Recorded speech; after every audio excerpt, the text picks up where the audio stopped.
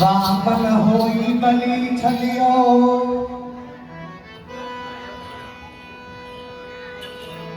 આ ધારેલીલાનું ચિત્રણ છે. 14 બ્રહ્માંડનો અધિપતિ આ ભૂતલ પર પ્રાગટ્ય લે ત્યારે નંદ ભવનમાં ભગવાનની યશ કીર્તિનું ગાન કરવાને માટે સારસ્વત કલ્પ કહેતા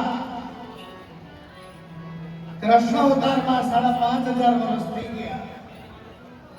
ત્યારે નારાયણ પ્રાગટ્ય લે છે નંદવર્ધનરાયજીને ત્યાં ગોકુળમાં. ત્યારે પણ જાડેજા જોડાયા. કદાચ યુવાનોને એમ હશે કે આ ધારી લીલા એટલે શું, નાટિકા છે કે શું છે? પ્રશ્ન સહજ થતો હોય.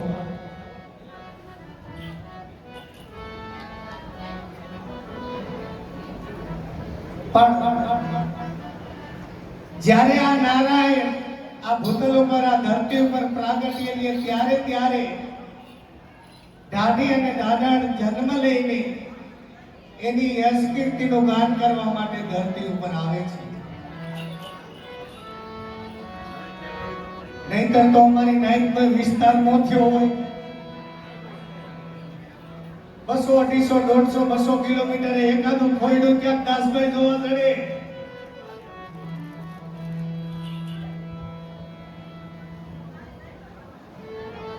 આમ સારસ્વત કરતા થોડાક વધારે છે, પણ જગતની સાથે એવરેજમાં નથી બધા.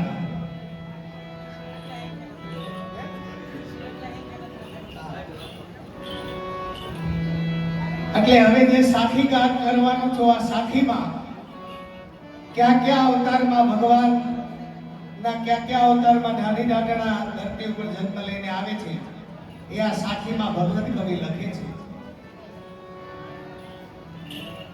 વામન હોઈ બલી છલિયો દિયો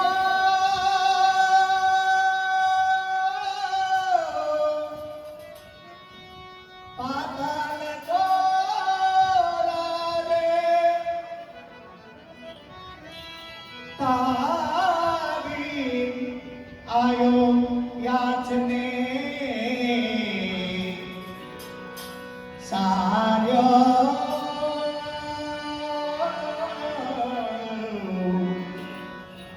सार्यो हमारो काजे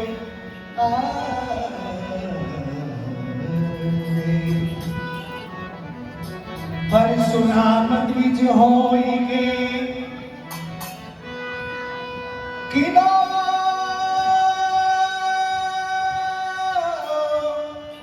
क्षत्रियन संहारे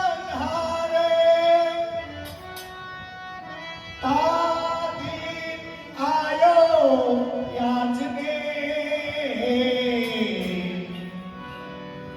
दियो दियो मोती में तो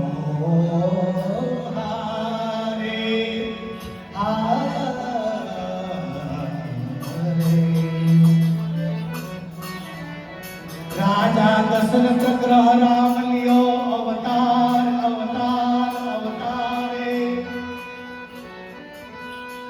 तादी आयो याचने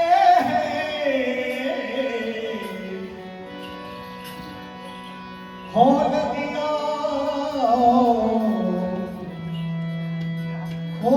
दियो रत्न भंडारे.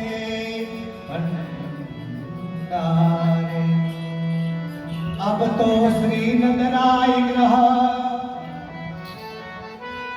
आज मनोरथी आयसु का मैं कीधुं कहूं. अपना पुष्टि संप्रदाय में